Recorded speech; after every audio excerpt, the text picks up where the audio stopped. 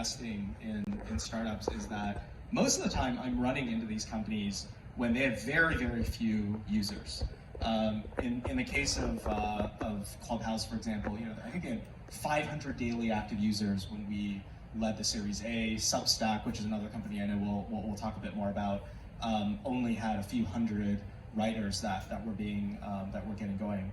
And so what ends up happening in a lot of these cases is you can't actually look at the top line revenue. You can't look at the actual top line metrics and try to see, okay, is it working? So what I tend to end up focusing on in the early days is to really look at the metrics around retention, and in particular, whether or not people are sticking around after 30 days, after 60 days, after 90 days, this like long-term retentive element.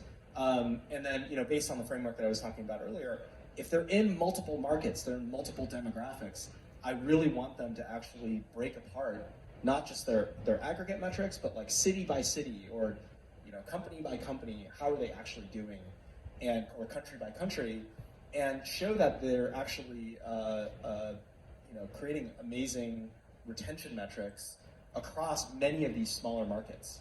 And so I care a lot about that. I care a lot about, for the consumer team at A16Z, a lot of what we're working on ends up being products that we prefer that people use every day, right?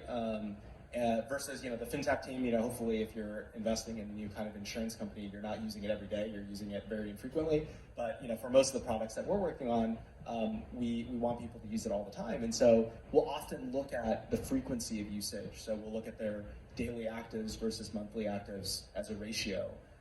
And we want people to have a lot of active days, each month.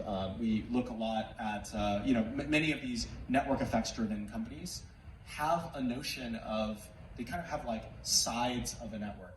And so you'll have content creators on one side and you'll have content viewers on the other, or in terms of marketplace companies, you'll have, drivers and riders or sellers and buyers. And so one of the other pieces I often think about is, well, the content creators are really the most valuable part of the network. The sellers are the most valuable part of the network. So how much value are they getting and how sticky is it for them? And because oftentimes, as long as you can keep that side of the network really engaged, the other side you can usually acquire through paid marketing and referral programs and SEO and a lot of other things. But it's really that small group of people that create all the value, content creators that end up being the most valuable. So I focus a lot on that.